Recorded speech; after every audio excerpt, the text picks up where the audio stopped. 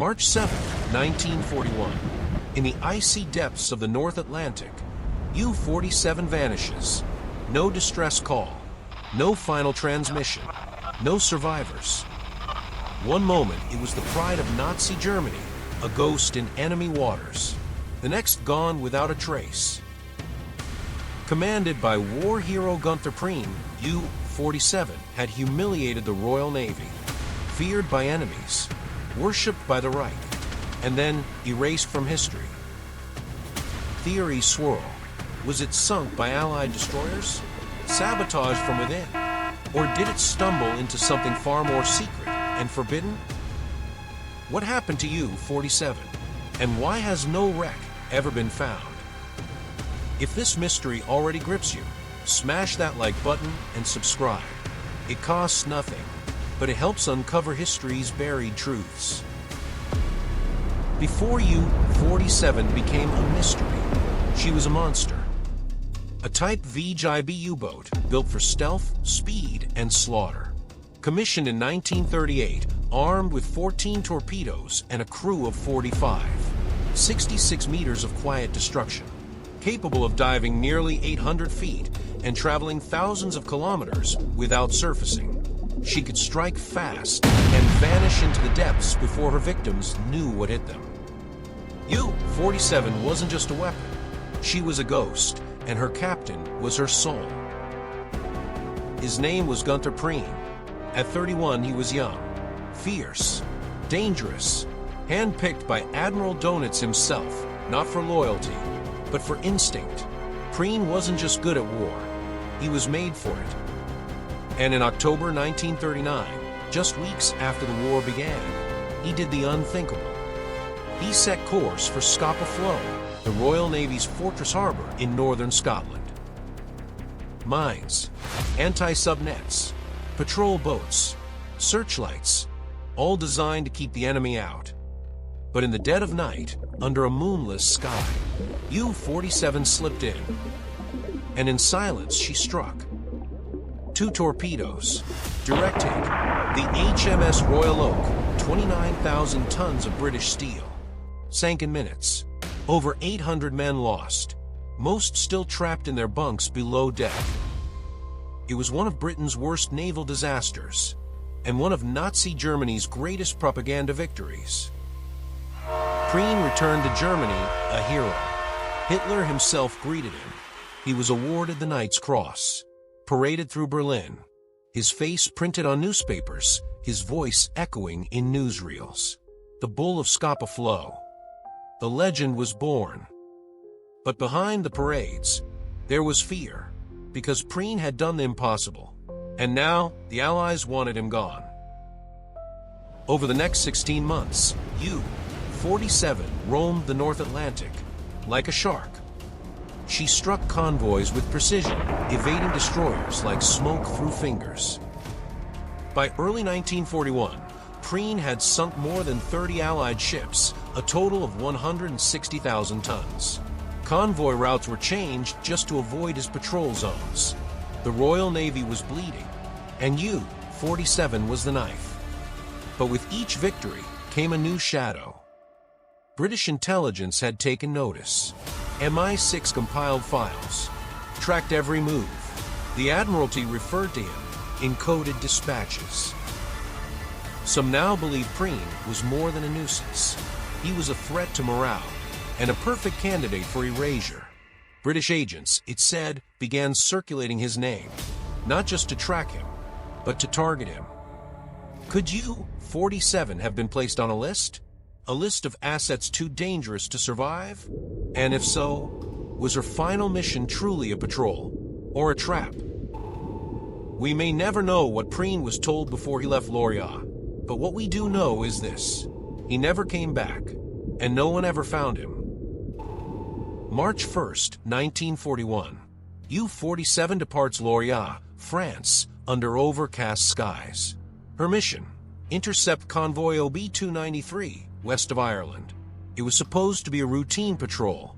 She had done it before many times, but this time felt different. Witnesses say Prien was unusually quiet, focused, distant, as if he knew something, This would be U-47's 10th patrol, but also her last. By March 6th, the convoy was underway. Allied destroyers zigzagged through choppy waters, scanning the dark sea for signs of U-boats. Radio logs suggest U-47 made contact with the convoy perimeter. And then, March 7th, silence. There was no distress call, no emergency frequency, just disappearance. The British destroyer HMS Wolverine was patrolling nearby. Its logs claimed sonar contact with a submerged vessel. Depth charges were dropped, massive explosions thundering below. The ship's log noted the encounter, but no wreckage surfaced, no bodies, no oil slick, no debris, and in naval warfare that's rare. Too rare. The Royal Navy later credited Wolverine with sinking U-47. Officially, the case was closed. But veterans questioned the claim. There was no physical confirmation. And decades later, modern sonar sweeps across that region. Found nothing. No wreck, no evidence, no trace. So what really happened? One theory, a catastrophic internal failure. A battery explosion. A hull breach. A silent implosion. Another, friendly fire. An accidental hit by another U-boat, or even a German surface vessel. But those explanations come with problems. No signals, no survivors, not even a whisper from the Enigma transmissions. And then there are whispers. Some believe British intelligence intercepted U-47's mission. That Allied codebreakers, maybe earlier than history admits, were already reading German naval transmissions. So, what if it wasn't just a patrol? What if U-47 was lured into a trap, a calculated sacrifice, for a much bigger game? Could the Allies have cracked Enigma before history admits? Comment Enigma if you want us to uncover that theory next. Because if they did, it would mean they let some ships sail, just to watch them sink. The British Navy declared the case closed. U-47, they claimed, was sunk by HMS Wolverine on March 7, 1941. A successful depth charge run. A confirmed kill. End of story. Except it wasn't. Because what the records don't say, what they can't say, is why no one ever found the wreck. Wolverine's log notes a sonar contact. Depth charges were deployed. Turbulence was felt, but no oil slick rose. No debris surfaced, and no bodies were recovered. A ghost ship swallowed whole. Nearly every U-boat destroyed during the war left evidence behind. Scattered hull fragments, engine parts, something. But U-47? Nothing. Not then. Not now. And for one of Hitler's most famous submarines, that's not just rare. Is too rare. Over the decades, multiple sonar surveys swept the area where Wolverine made its run. The Royal Navy, NATO, independent deep-sea exploration crews, all came up empty. No wreck, no steel, no shadow. It's as if U-47 was never there to begin with. Some historians suggest a navigational error, that U-47 was hunting a different convoy miles away from where the British thought. Others point to mechanical failure, a sudden implosion that crushed the hull without a trace. But even then, shouldn't we find something? Then there's the theory few want to say out loud, that U-47 was silenced, not by depth charges, but by design, because around the time she disappeared, British intelligence files start to vanish, too. March 1941. Several Royal Navy communications go missing. Bletchley Park logs are marked withheld. Some MI6 records redacted to this day. And HMS Wolverine's own captain? He later confessed he never saw a wreck. Just bubbles. And a hunch. So why claim victory? Why declare U-47 sunk? With no proof. Was it to calm a nervous public? To score points in the propaganda war? Or to hide something they didn't want found? Take a look at this.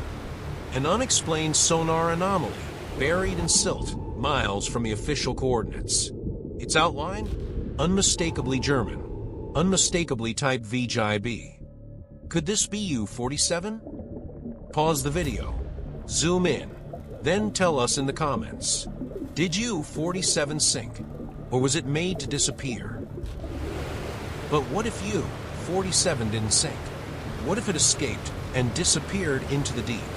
Most historians dismiss the idea, but the theory refuses to die, because decades later, someone may have found it, in a place no one expected.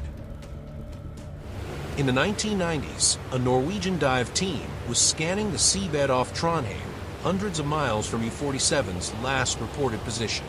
They discovered a submarine wreck, partially buried in the sand. The shape, consistent with a Type WWII, but the site was never verified. The wreck, never formally identified. And then the scans vanished. No follow-up, no official salvage. Some believe what the divers found was U-47. That Preen changed course, abandoned the mission, fled north, possibly toward a secret surrender. There's even speculation he was captured or defected. But here's the strange part. There are no Allied POW records for Gunther Preen. No interrogations. No post-war sightings. No body. Still, whispers remain. An MI6 memo from 1945 references a U-boat commander of high value held in isolation. The name is redacted, but some claim that commander was Preen. Was he used for intelligence? Kept off the books? Given a new identity? We may never know, because some ghosts don't leave paper trails. Then there's the wreck itself. Photos from that Norwegian dive show a corroded hatch left open. The symbol? An escape? Or something far more haunting? A staged disappearance? If Preen wanted the world to think U-47 was lost, wouldn't this be exactly how he'd do it? If you want us to investigate this site, the dive team, the missing scans, the redacted files, drop your comments, because this theory, more than any other, asks a terrifying question. What if one of Hitler's deadliest captains was never lost, just hidden? When U-47 vanished, Germany lost more than a submarine. It lost its hero. Gunther Preen, once the shining face of the Kriegsmarine, was erased without ceremony. No funeral, no national mourning, just silence.